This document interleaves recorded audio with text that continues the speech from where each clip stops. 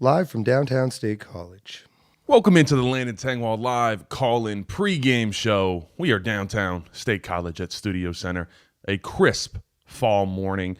All the rain got out of the system last night. It was dumping downtown State College. Still lively, though. Miss Sarah Jane and I were downtown moving around. Hello. Wow, you introduced me inside of a minute. Inside 30 seconds, I think. Yeah, last week it was 20. 20 minutes? 20 minutes. Well, we fixed it. So we got Sarah here. Thanks for being here. But yeah, it's a nice day. It's good for tailgating. That's if there's one thing that you're here to do, it is enjoy football season. It is still football season, even though it's not the most exciting time to be a Nittany Lion fan. You could still tailgate if you're at home. Enjoy some alcohol. I may or may not, have my here we go, Anti-Fragile. I'm gonna have some Anti-Fragile beer today. You best believe that. Wait, one more time, Keg Cam. And a breakfast cheesesteak. Yeah, we're going right after this. Go get a breakfast cheesesteak, Anti-Fragile, Calder Way. It is some of the best beer out there. Their cheesesteaks are the best in town.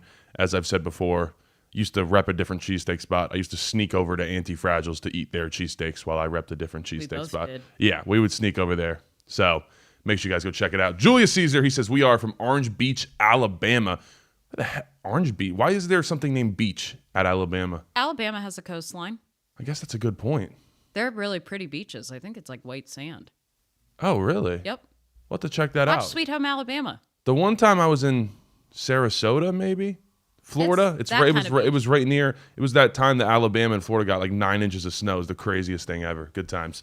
I think most Penn Staters forgot. We have a game today, ladies and gentlemen. We are playing Indiana. It does seem a little dead downtown right now. I'm not going to lie. There is no traffic anywhere. Slightly worrisome. I feel as though some people out last night, though. There was a lot of people out. Maybe they're still recovering. Maybe everybody's getting up a little. It's kind of the vibe I imagine was the vibe in Europe, like during the Black Plague. Oh, Is kind of how it feels in State College, Pennsylvania. Yeah, Bring out your dead. that's pretty much where we're at. walking right through now. the streets with a wheelbarrow. I'm not dead yet. Well, you'll be dead anyway. Well, okay, so we're. Sarah, do you know how to tell if someone's a witch? What was it? It was the nose. If She turned me into a newt. if they weigh the same as something that Oh, a duck. that floats. Yes. I don't know what's going She on right turned now. me into a newt. I'm getting a was my history favorite. lesson. It's Monty Python. Monty Python. Yeah, Come never on, man. never seen it, heard of Okay, her or we'll anything. watch that. No. Listen, I don't know how today's going to turn out, but I just want to see these guys fight their butts off, earn respect from every Penn Stater. I think this is one of the tougher seasons in a long time. Be remembered in a good way. That would be my message. Landon Felix says, never seen this many Indiana fans in my life. Good on them for showing out. My man Ike, what is up? Appreciate you, man. Yeah. It seems like there was a lot of Indiana fans downtown. When we were at Local Whiskey last night, I'd say around 8:30, and we were sitting next to Indiana fans. There was like multiple groups coming in as we left. Like it's they're definitely here. They're here. I'm curious to see how the stadium's going to look. By the way, I didn't know this. Penn State Athletics just posted an hour ago. They said, by the way, it's a stripe out in the stadium. Did they tell people that? Well, so I went back and looked. I don't know if they promoted it elsewhere, but Penn State Athletics Twitter has no post of a stripe out mention in the past like 5 days. I think the only thing they've been posting about is the equipment staff. Well, I guess shout out that's the bright Vanga, spot. Yeah, so I thought that was interesting. So technically it's basically borderline a full-on whiteout, except for the helmet stripe, obviously. No, it's the helmet stripe game. Yeah, isn't that like basic? That's not the stripe out. The stripe out's every other. Or helmet stripe, excuse me. Yeah. Sorry, helmet stripe. Did I say stripe out? Yeah, you said stripe out. Excuse me, helmet stripe is what I meant. So it's basically a whiteout. It's the white out, but the middle part has How many people are wearing white? If you're around the stadium, let me know if you're wearing white. It is prestigious if you're in Navy. My family's in Navy. Oh, okay. Which means you're on 50. Oh gosh, okay. Yeah, so I don't know if anybody knows. I don't know how much white there is going to be in the stadium as far as people wearing their white colors, but yeah, I heard nothing about that. So Holy Grail's goated. Got to watch it, Landon. Well, I'll have Sarah educate me on that. That is for sure. But yeah, if you're Penn State, you're not gonna play in a bowl game, even if you do win these last 3 games after Indiana. You're still not going to a bowl game. You're probably going to decline. So we're just here for just the fight and just how to be remembered. We got a caller. What is your name? Where are you calling from? What's up, Landon? This is Craig. I'm calling from. I'm on my way to State College for the game today. There we go, Calling Craig. just to let you know, I remembered to wear white. Oh, there we go. Okay. Wait, so was the memo out? Like, did people come into the game know? Because I didn't see anything about it this week, that it's a helmet stripe game. You know, I have a great group of tailgaters I go to at the games with every week, and they reminded me in our group chat. Okay, good. I didn't see it anywhere. Yeah. I don't blame Penn State for not promoting it, but it's kind of like, are you going to like half do it? I was questionable. So where are you coming in from, and how long's the drive been? I'm coming in from Greensburg. I do this every home game. All right. We appreciate the support. That's awesome, man. That's awesome. I have one more question. What do you think about? They booed Franklin out of town, right? Isn't it the responsibility of our fans and the students to show up for this team? Because, like, we have to correct things, correct? Yes. Yeah. And I think you need to have full support. And anybody that's not behind it right now, I would encourage you to get behind the program. It's not the easiest time to be dealing with all this. I don't think Terry Smith wants to be in this situation at the moment. No one does, but it is where we are at, unfortunately. So yes, I would highly recommend that everybody full on support. If you have tickets, still go to the game. It's very important. So I am all in behind that. I think we as Penn Staters need to stay behind these guys because it is clearly a difficult time. It's not going to be easy. I don't think we are going to win today, but stay with these guys. So that's kind of my take on it. Oh, another caller. What is your name? Where are you calling from? Hey, this is Steven calling from Philly. I got two questions. Yes, sir. What did you think of Pat Kraft's Dairy Queen post with Kolnicki last night? And then second, I know you and Sarah live in State College. I know you guys probably gave out some good candy for trick-or-treating. Is it true that Franklin gave out free NIL money to players dressed as football players for Halloween? Thanks for the call. I wish. This is amazing. They wish, probably. There's a lot of Twitterisms in there. Yeah, someone made a fake Pat Kraft Twitter account and went to Dairy Queen and ordered a Blizzard. What kind? I don't know what it was, but the reference was the Andy Kolnicki Blizzard because Kolnicki said his offense is like a blizzard, and they both kind of look alike. So they do actually look alike, but no, it was not actually Pat Kraft's Twitter account tweeting out a That's awesome. Blizzard I gotta there. look that up. Yeah, I'll show it to you afterwards. It gave me a good chuckle in the middle of the night. It was good. Bruce said, I saw it posted on Facebook multiple times this past week talking about the helmet stripe. Well, that's good for Facebook. I didn't see anything on Twitter. They just shoved it to the blue hair. Yeah, they put it on. They put it on Facebook. I guess the older generation is going to be ready. Jack said, don't we have a contractual obligation with conference to go to a bowl game if we are invited? I don't know anything about that. I'm almost certain anybody can decline a bowl game if you want to. I don't think you can be forced into a bowl game. I could be wrong, but I just know in times, like I remember 2020 season, like we basically had the offer to go to the Duke's Mayo Bowl, and it was put up to a vote, and everybody remembers like how bad and just that season felt long, even though it was only like 9 games, and no one wanted to. It was like I still remember, like it was like Will Fries was the only guy that raised his hand when it was like, all right, who wants to go to a bowl game? And it was like, no, we all just want to go home. And I think that's kind of the vibe of this season. Like I said, I understand that's going to be everybody's feelings, but you got to finish this season out strong. You got to, like I said, earn the respect of all your Penn Staters. When you leave here as a football player, you do not want to be remembered as someone that essentially quit. So bring everything you got today. We got a caller. What is your name? Where are you calling from? Hey, it's Steven calling from Philly again. Real question this time.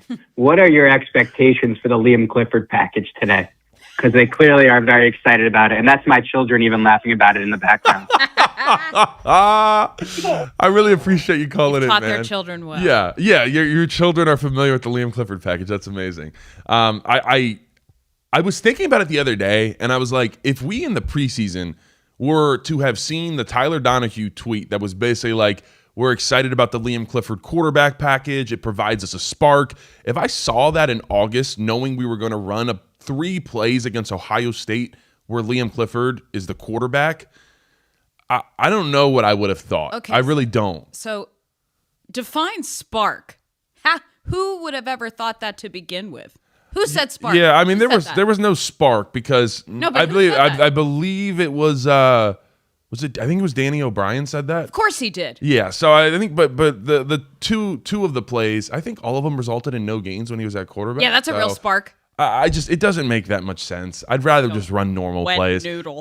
Are we going to see Liam Clifford at quarterback today? Probably, because at this point, like, I'm not trying to be negative. Maybe he'll break his arm like the other feels, poor guy that was in before him. Wow. Sarah is just, good grief, guys. We got to cancel her or something. She's over here. You're just a crazy one. What else are we supposed to talk about? Yeah, there's nothing else to talk about. I'll tell you what. One other thing. So I'll go. So we'll set the over-under at 2.5 plays where Liam Clifford is playing quarterback or at least handles the ball. Give me the over-under on that. If you give me over-under 2.5 plays. So if you think he's going to have 3 plays, give me the over. If he's going to have 2 or under, give me the under. So let me know what you think. I'll go rate it.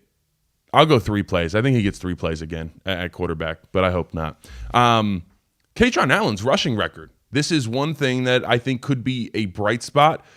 Cleveland Ike says, Sarah's in a dark place. Aren't we all? We pretty much are. Well, we are in a dark room. Landon's wearing black.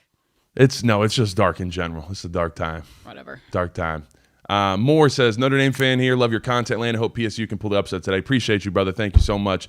Someone says Mendoza is going to put up numbers. I would not disagree with that. I think it could be a good day for Mendoza. But Kaytron Allen, just under 300 yards away from taking the number 2 spot on the all-time rushing record from Saquon Barkley, and then 368 yards away from taking Evan Royster's spot for the number 1 all-time leading rusher in Penn State football history. So Kaytron needs 92 yards per game these last 4 games. Ooh.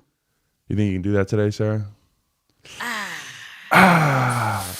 Indiana is statistically a top 10 defense. So 92 yards is kind of a lot. That's a decent amount for what we've been doing game? this year. Every game. Now, we do get to go Michigan State after this, Nebraska. Or do we go Nebraska right after this? No. Michigan State. Michigan State. Nebraska. And then Nebraska Rutgers. comes here, and then we go out to Piscataway. That trip to Piscataway, we can't lose to Rutgers, guys. We can't. Like, please. I can't physically take us losing to Rutgers to end off a season. And if we were to lose to Rutgers, we might take the title of the worst Big Ten team. Although I think that already goes to Wisconsin and Luke Fickell, who, by the way, they came out and said they're sticking with Luke Fickell next year in Wisconsin. I thought that was a very interesting choice to make because he has struggled. I think there was 10 quarters in a row where Wisconsin's offense went scoreless. So not good at all. Not good at all. So we go back. Here we go. Lions said, there's not much to look forward to this season, but I always look forward to Landon and Sarah bantering. Yes. He tries to shut me down, but the people know. Yeah, it's gonna get better and better as I go on because I have some fizzy water in here that I may or may not have poured a little bit of whiteout tequila into. Tailgating. While John and Sarah were getting ready in here, prepping the live show, I poured some whiteout tequila in here. Work while we were working. Yeah, while you guys are working, I was drinking. Okay. So that's where we're at, guys. We'll take a caller. What is your name? Where are you calling from? This is Dylan from South Georgia. Dylan, my man, what's your question? What do you think? You think they'll mix anything up other than Liam Clifford with the Wildcat, or you think we're going to be doing the same thing? No, I don't think we're going to see much any different, man. I don't think it's going to get too different. I think right now, and Tyler Donahue put out a tweet this week, and obviously none of us are in the building, so we don't know, but he basically said, hey, we all the media members and I talked, and when they were at practice on Wednesday, they thought it was the most low-energy practice that they've ever seen, basically, in their tenure of covering the team. And that was kind of the far consensus. So I really want to see good effort out here, and I understand it's going to be hard for the guys to do that, but excuse me, there's the bubbly. Something that I would like to see is it just actually be simplified. Like, we don't need a Liam Clifford package. We don't need to do all this cute, fun stuff. And I see, Terry Smith said, hey, we got to find more ways to be creative on offense. No. How about we go the other direction and just simplify things? If we just make it easier for our team to understand and grasp, I think that's the route we need to go. Let's make this easy. Let's try to find a way to compete. This Indiana rushing attack is pretty good, and obviously we know what Mendoza does through the air. I did a little film breakdown on him. So I'm hoping the defense can kind of come together today and look a little bit better, more gap sound. We got a caller. What is your name? Where are you calling from? Hey, this is Dylan from Houston. Dylan, my man, what's your question? What's up with this line? Why is it only 14? I don't understand it. Like, it's not moving. What's going on? What do you think is the cause of why this spread is only 14 points and it hasn't gone up or down all week? Yeah, I do think that's weird. I don't know. Vegas is kind of subscribing to the same thing. I've seen like Josh Pate say this for a while why Penn State was still top 20 in his rankings, even after we lost to UCLA and Northwestern, is the idea that we still have a very talented team. I mean, this is still a team that is probably going to have double-digit NFL draft picks as much as this season. We are sitting here and we are likely to be deep into November without a Power 4 win. But this is still going to be a very talented squad. So I think maybe that's the reason. If I was a betting man, haven't placed a bet, but I would put that on Indiana, especially because they like to run it up. Cignetti is a go for the jugular type, is to finish these guys off. They leave their players in later than everybody else does when they're up big in games, and they continue to pass the ball and score. So I don't really know why. I really thought it should be closer to 3 touchdowns, but I guess there is some hope that Penn State's going to put some game plan together. Dan, thank you for the donation. He says, Koto Nicky's offense is like ordering a blizzard and then doing the flip test, and it drops on the ground. That's so accurate. Just splat. It's like a kid when you drop your ice cream cone. No, really, we've been talking about Andy Koto Nicky's play calling for a little bit, but it does get to a point where it does feel a little trolly, like he's trolling us. Like I went through in the post-game show, like all the things that we did, and it was kind of like, come on, man. So do you think he's just getting more and more complicated on purpose, just to No, screw up his job prospects? I can't imagine someone like actually. I don't think he's actually doing it on purpose, but like it's like I've described it. He has this itch. He just might be a tool. He just can't. Well, like it might just be as simple as that. Tool bag. Well, there we go. There's your thoughts from Sarah. But he just has this itch that he has to scratch every game, that we have to hit X number of fake plays. Like even like going back to like the Notre Dame game. If you think back to like Notre Dame and Oregon, like there was like a series where we went like 3 Tyler Warren trick plays in a row. Like it was always there. It was just kind of masked a little bit. And like when Bo Prabula came in, that itched his scratch because like and it kind of what did I say? It itched his scratch. It's just scratch. All right, I'll take a sip of coffee. Okay, I'll take another sip of coffee. Does he have an itch to be scratched? Does he even know what that itch is? Because a couple weeks ago when he was asked about why his offense was kind of finicky and weird, and he actually said the words, "I don't know." Well, yeah, that was a tough interview. I'll tell you what. That wasn't a tough interview. Somebody just asked him a plain old question of how does it make better. You're not wrong about that. Diana said, on the way to the game, I smell an upset. Go Lions. Diana, thank you for continuing to support. We appreciate you coming out to the game. Yeah. No, I don't know what to expect from this offense today. Like I said, I just want to see. He doesn't know either. Simplified, I want to run the football. No, he doesn't. No. I just want to run the football well, and let's find a way to make this a competitive game till the very end. Something I do want to get into real quick. I made a tweet yesterday saying that you could expect, I said 70 plus, probably anywhere from 60 to 70 transfer portal players to be on this 2026 Penn State roster. And some people thought, and that would be the biggest transfer portal haul in college football history. I think it's realistic. I think Penn State, it's very realistic that they might have the biggest transfer portal haul in college football history for a number of reasons. I think number one, you have about 20 guys that are out of eligibility, so they are gone. You have a large majority of guys that are going to just leave because their head coach, their position coach, everybody here is gone. And I think you can't underestimate how many guys are going to follow Franklin, especially if he goes to Virginia Tech, which isn't that far away. I think a lot of people leave with him. Nick says Liam 5-yard completion is going to hit. If there's a bet on that somewhere, I don't know. Maybe take that. He does get some good completions. He had the 3rd and 10 last week. And I think nowadays, I'll just be honest with you guys, like recruits, they commit to coaches and they commit to paychecks.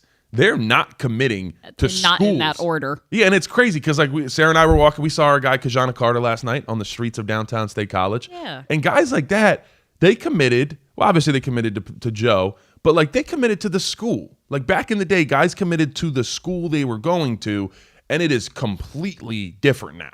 So that's why I think it's going to be kind of more of a mass exodus as well. Another piece of this of why that transfer portal class is going to be so big is Penn State's very likely not going to hire a coach until the weekend of the Rutgers game, and probably not till that Sunday, which is November 30th.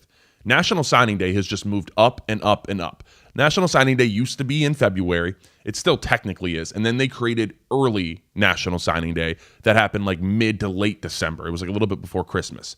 And it started to become more and more normal for guys to do the early signing day. And by the time I signed in 2021, everybody was signing on early signing day. Now that's the main signing day. They have now pushed it up to December 3rd, which is pretty crazy because it doesn't match up with the college football landscape, like the timeline. I don't know why they moved it up, because you have so much movement the days following the end of the regular season that you're going to have so many guys that have to sign on the 3rd, and then their coach leaves. So we're going to see more and more of these Julian Sayin types, who's Ohio State's quarterback, who, if you don't know, was at Alabama for about 10 days when he signed there and then transferred because Saban left. I think we're going to see more and more of that. I think that's going to be because coaches are going to leave. So I think that's another reason is Penn State is going to get their head coach, and 3 days later, they have to ink everybody on their 2026 recruiting class. So you would have to get somebody that is currently coaching that has players. Well, that and someone maybe that has recruits. So maybe if you grab, let's just say, Eli Drinkowitz, who's number 1 per Closhi odds, he could bring a lot of his Missouri commits. I'm sure they would flip to Penn State. But yeah, it's interesting. It's interesting kind of where we're at now. It's going to be such a small class that Penn State's going to be able to put together, and I think it shows how important James Franklin was to Penn State as a whole, because he did control everything, which I think to a degree could be viewed as a negative for sure. But it just shows that like when he was gone, how many guys are just out, especially the recruits. And it's like you don't see that at LSU. You don't see that at Auburn. Both LSU and Auburn has had commits give quotes basically saying, thank God the coach is gone.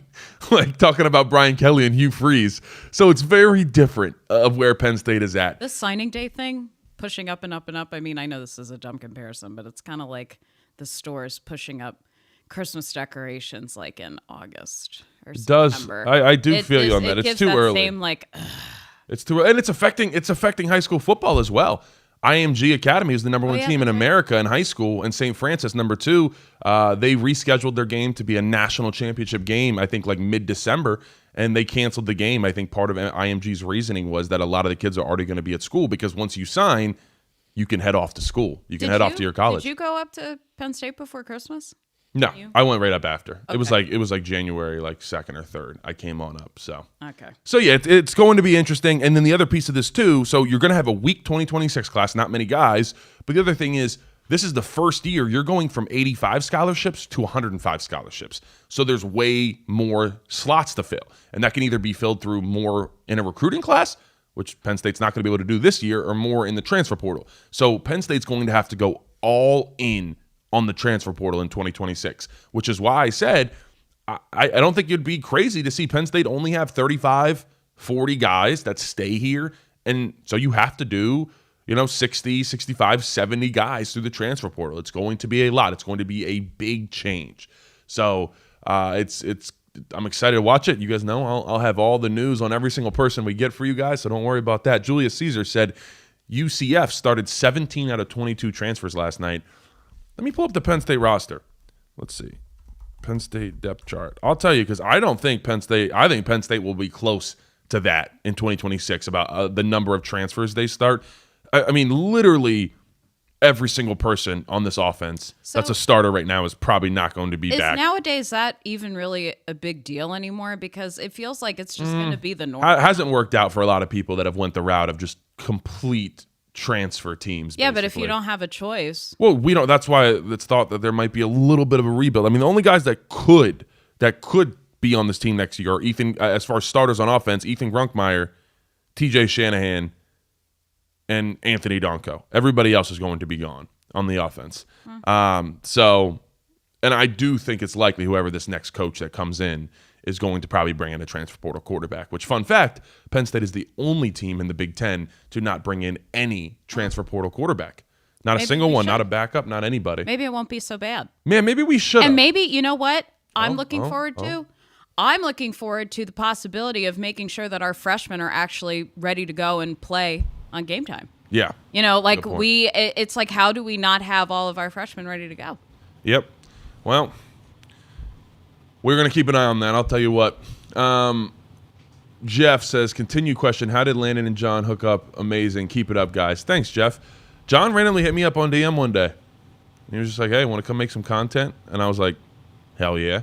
So that's our origin story. Accurate. I thought John was a homeless man when I first met him. Many people do. Yeah. You know, that's all right. Still might be. Still might be. Still, he's fine him just sleeping on the couch sometimes. You never know. AJ said tight ends will be gone too. I was referring mainly to the starters. So, no, I mean, Luke Reynolds, Andrew Rappelier, and who's the young cat? Drawing a blank on his name. Andrew Olish, who was also a former 5-star. I mean, yeah, no, I think they very well could stay. I was basically just putting Khalil Dinkins as that starter, who's obviously going to be gone because he's out of eligibility.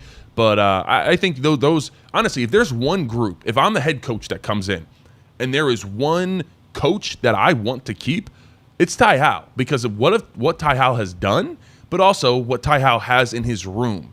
And you know, we can go into the fact that, you know, the tight ends aren't playing that great this year. Yeah, but who on this team outside of Zakee Wheatley, Katron Allen, and Ryan Barker really is playing that great? So I think you look at that, it's like, if I'm this next coach, I want to keep Ty Howell. I've seen his body of work. I've seen who he's put in the league with Theo Johnson and Brenton Strange, Tyler Warren, all these different guys. And I'm like, all right, I'm cool. That's my number one guy that I want to keep, whoever's coming in. So you're going to probably have to battle James Franklin, because Franklin is definitely going to be putting a big emphasis on trying to get not only a lot of the players from this team that he wants to bring with him to wherever he goes, likely Virginia Tech, but also you're going to bring your coaching staff. What's the likelihood of that? How many do you think will go with him in terms of players? It'd be a full guess to give you a number, but I think a good amount could follow him. Like I said, I don't think people realize how much people commit and like James Franklin as far as when you're a player. Like, yeah, that's what I mean. Did they feel people a bit aren't discouraged though? Do you think they felt a bit discouraged though, even before he was? Well, you know what I wonder is if there's going to be some type of I don't know what this complex would be, but it's like a complex of like, I helped in a bad way. I helped James Franklin get fired. It's my fault. We've heard like Nick Dawkins say that. Obviously, he's going to be gone.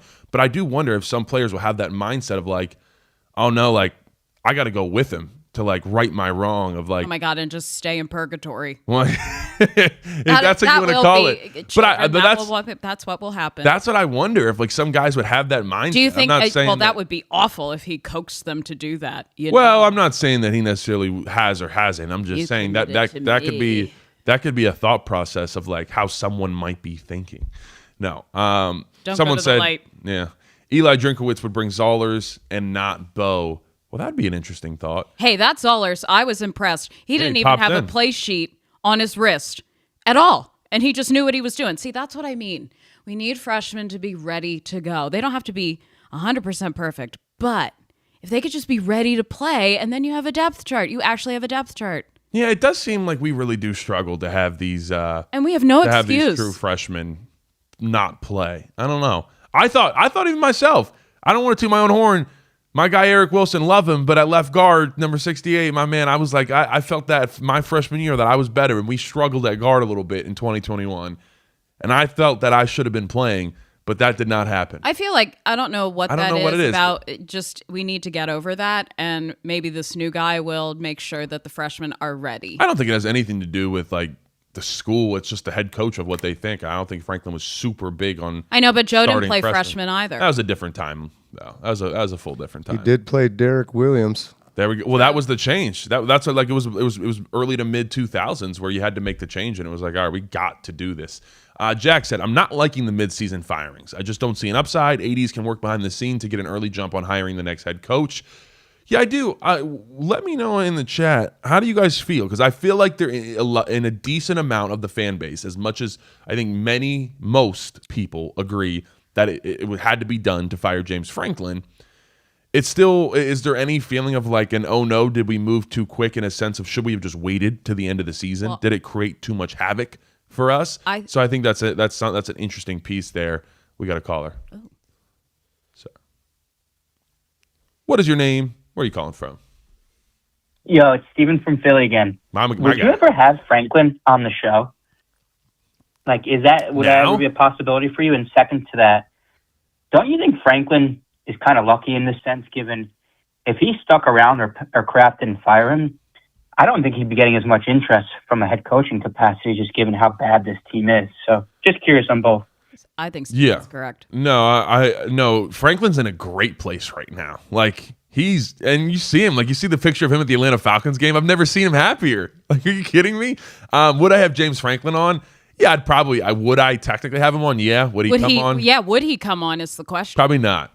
Probably not. Here's the problem with waiting is like, what would happen is imagine how full Pat Kraft and everybody's voicemail box was after all those Sundays of just, and that would just be it all season long.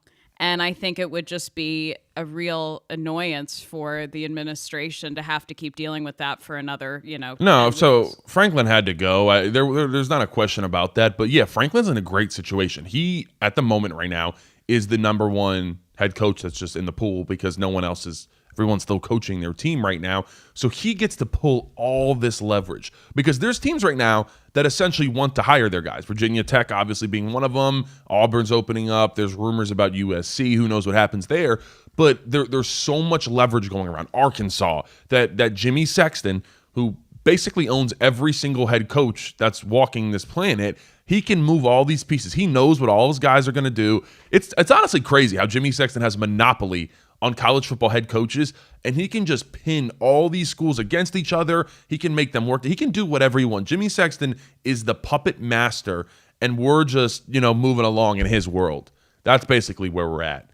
So yes, no, Kraft could not wait until the end of the year to fire Franklin. The fans would have. It would have been so toxic. Like, we're talking about, hey, like, guys, everybody's saying, hey, we're going to come support today. We're going to get behind our guys. I think that would have been hard. I think you would have seen a lot of people say, I'm not coming to support. I'm not coming to the games if Franklin were to have still been the head coach at this point. Do you think if we hadn't played and lost to UCLA with them in that situation that he would have been fired? What? Like, do you think running into a team that just replaced all their coaches that suddenly was having a great time? Like, it was bad. Like, it was just right in front of his face. It was so, like, they were far and away, like, considered like one of the worst teams in all of Power 4 football at the time. And their coaches hadn't even called a game before. Yeah, and their offensive coordinator said he didn't know how to work the mic set yet. So that, for our game. So that it was just pretty, proves to you don't have to be a genius. Disappointing. Well, we missed a caller. I'm sorry. Look at it. Look at us, guys. He'll call back. We'll it's probably we Steve from Philly again. It probably is Steve from Philly. We got a caller. What's your name? Where you calling from? What's up, Landon? I'm Jackson calling from Boca Raton. Ooh, okay. What's your question, my man? To hell with this. I'm going to Boca. There you go. My question is, how do you see the offense changing today? And if so, is this a winnable game for us?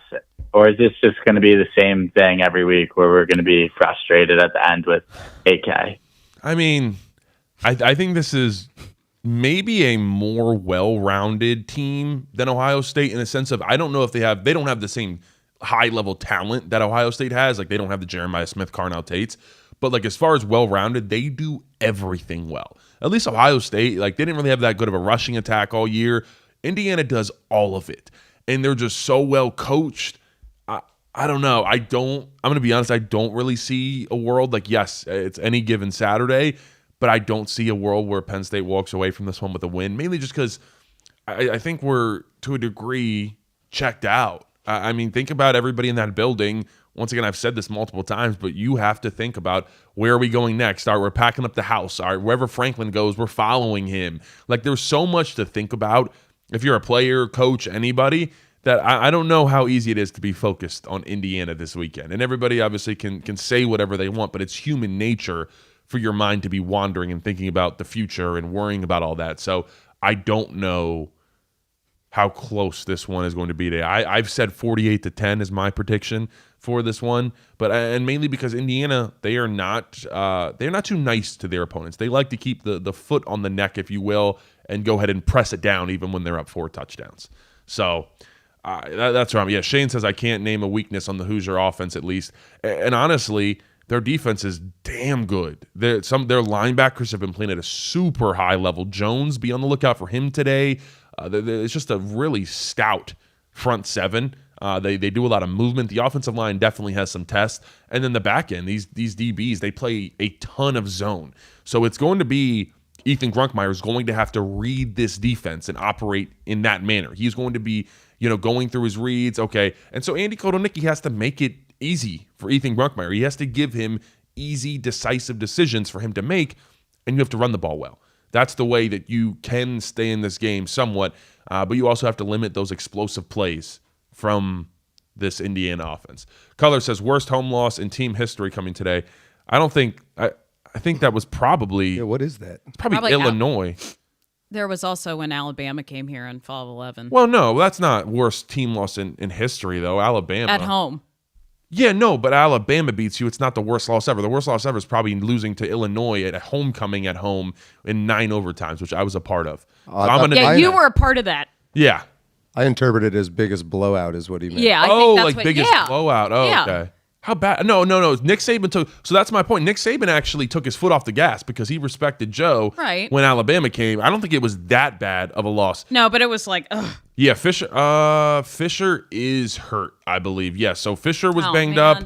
I don't know. I don't think Fisher's going to play. Aiden Fisher, the linebacker for Indiana. It seems like Surratt is going to play, their wide receiver. And then they have one other injury. I need to look that up. But yeah, I don't know. I'm not going to lie, guys. I did the film breakdown on Indiana. It's been hard to dive into these opponents and just study them. I've already studied Indiana a couple times this year for like an Oregon game and whatnot. But God, it's getting difficult because I just look at it and I say, okay, how are we going to match up? Sorry, Color. Okay, so he said yes. He clarifies. Yes, I meant the biggest blowout.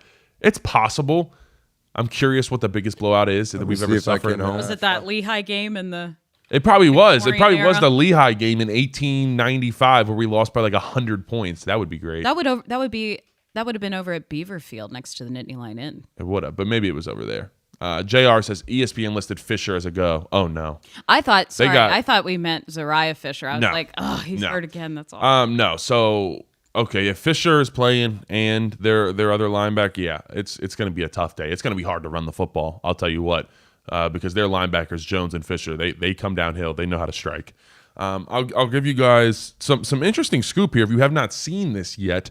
And the Oregon-Iowa line, which I think is one of the better games today, has still not moved. But my friends over on the Oregon On 3, it's called Scoop Duck, they put something out last night. DeCorian Moore is very likely to miss the game. Apparently some type of ACL injury during the bye week. That is number one. That's their wide receiver that was putting some good plays out on us. And then also on that, their right tackle, Alex Harkey, is going to seem like he's going to miss maybe the rest of the season. And then also Kenyon Sadiq, their tight end, is going to be questionable. So a lot of injuries for the Ducks. So if you were leaning, I don't know, I think Iowa, I think it's plus 6.5 is one of the bigger bets right now for everybody.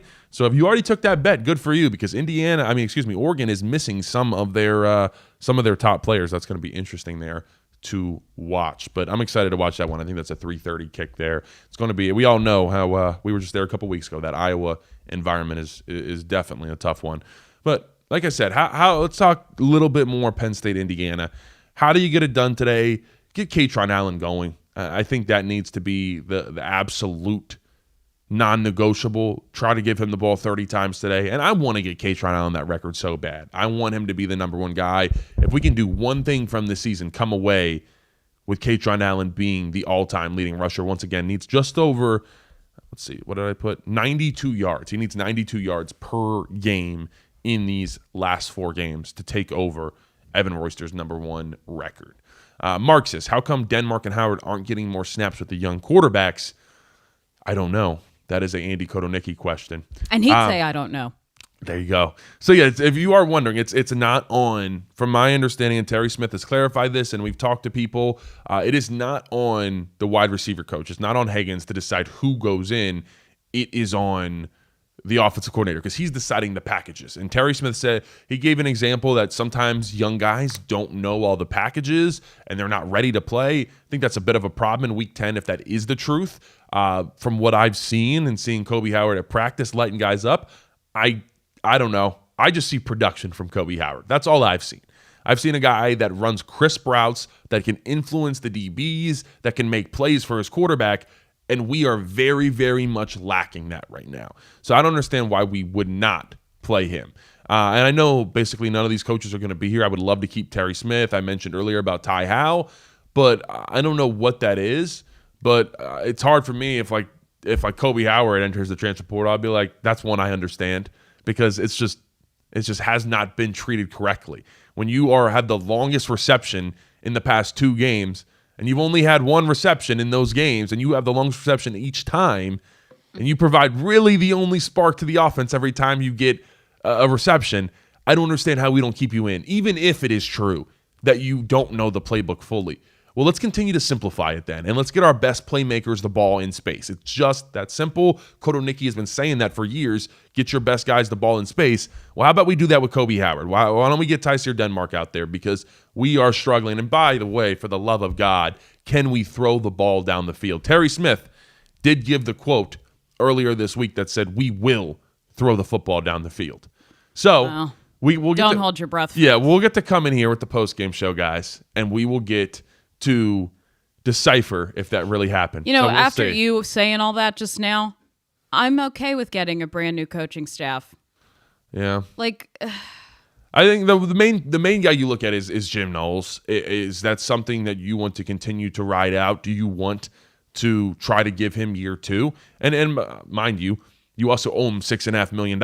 And I think Jim Knowles is a real candidate for someone that if he were to get fired from Penn State, let's say this new head coach comes in today and says everybody's out, well, you probably are going to have to pay Jim Knowles all that money, because who knows? He's older. He might just say, all right, well, I'm just done then at that point. I'm going to take my $6.5 million over these next 2 years and just chill out. So I don't know. Maybe do you want to see, can he handle it in year 2 and get this transfer portal defense going? We got a caller. What is your name? Where are you calling from? Hey, this is Dylan again from Georgia. So my question is, what's up with coaches, especially ours, Kotelnicki? So if K-Tron has a really long run and it happens and it's wide open repeatedly, why do they never go back to it? I know, right? Doesn't it sound? It sounds pretty crazy. It does. It really does. So we had that formation, that 7 lineman formation that we came out the game in against Ohio State.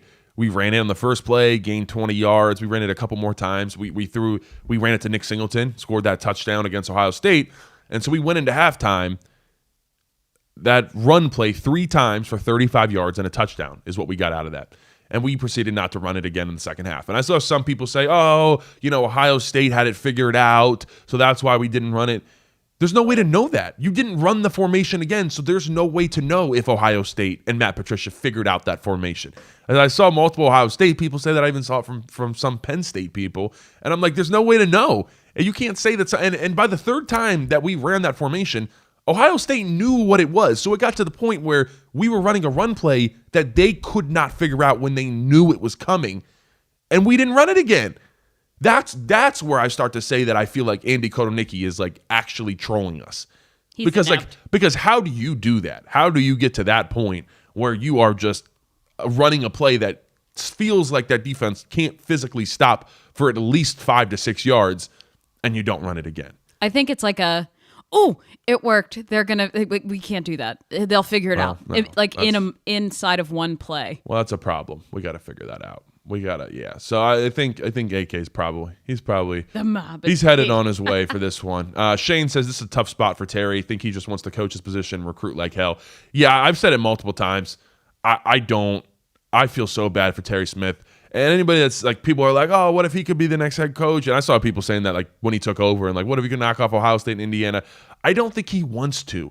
And that's not because I've talked to him, so I'm not speaking for him, but someone that is a cornerback coach for 11 years at his alma mater, I don't think he wants to move up. I think he's comfortable. I think he loves ball. And as you move up to the DC and then, get a head coach gig or something like that, you're further and further away from actually coaching football. And it's if you're the head coach, you're the CEO, you're the head man, you got to deal with so many headaches. And I'm sure Terry Smith would do anything to want to just be able to coach his cornerbacks. So I forever, I want to give him a tip of the cap for, as much as even if we don't win another game, Terry Smith forever should get credit for trying to right the ship, because it's not an easy situation that he walked into. I mean, truly, it's a bad time right now with Penn State football. But guess what? We got to continue to support, and we got to get behind Terry. We got to get behind these players, and we have to make sure that they feel our support and cheer them on today against Indiana. Even though I don't think it's going to be a necessarily successful game for Penn State, ladies and gentlemen.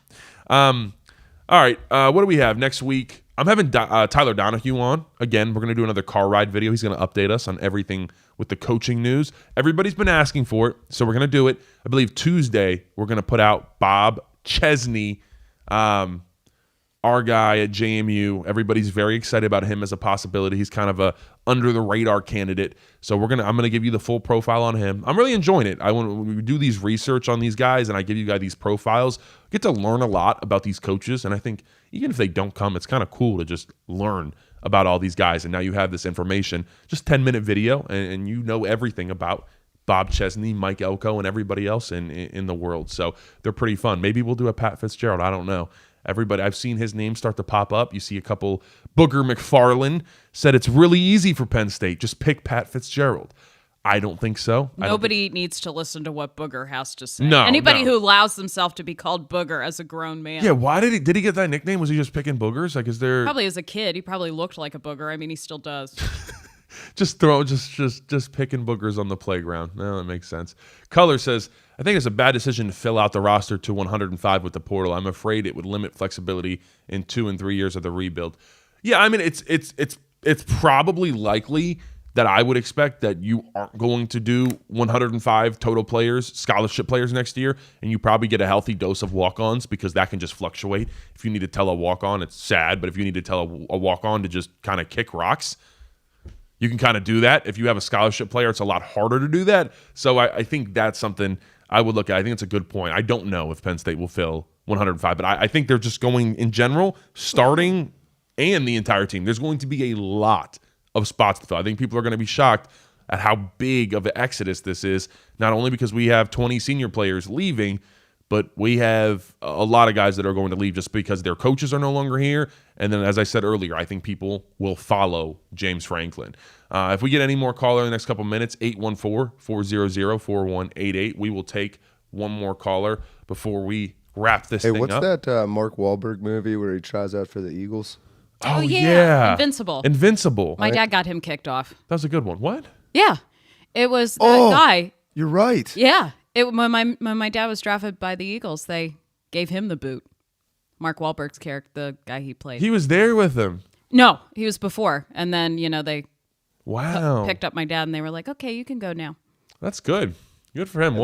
Then that's how he started his rap career, right? Marky Mark? Marky Mark. Huh. Good for him. Well, can you do a Landon Tangwall head coach profile next? Never. You guys are stuck with me, unfortunately. You should go walk on. Oh my God, you'd probably be ready to play today. I was on a radio show yesterday with some guys that I do locally here, and they brought that up, and I was kind of like, I don't know, like if I went back with this new head coach, and I'm like, hey, let me come play. I'm still. I was gonna say 315, but probably throw like probably $320 million at you. No, I wish. I think I get actually they would. I think I get like 150. I get 150, 200. Can you just quit? That's what guys are getting nowadays. That's what they're getting. You'd get more than that. I don't know. How much we'll would see. producer John get? Nothing. You're just gonna get one play, and producer John needs to be carted off the field. that's actually producer happen. John. He's like of the old ilk where they don't He's make gritty. him like John anymore. He's a rugby player. Like don't drink water type thing. Yeah. Can you smoke a cigarette while you're playing football? I don't know. They do smelling salts now, so probably. You still used to do it back in the day. So you used to have like smoke breaks back in the 60s. It'd be like smoke break and when a men Coke were break. men. That's so yeah, crazy. it was a different time. Ladies and gentlemen, I appreciate you joining us for this one. We will be back following the conclusion of Penn State, Indiana, when that clock hits 000. Come join us. We'll talk about all of it. Stay strong. We need to, stay strong, go State, support this team. Let's go out there, and I hope that these guys put some admirable stuff on tape for us. Just try your damnedest to win this matchup. And once again, go State. Like, comment, subscribe. Peace.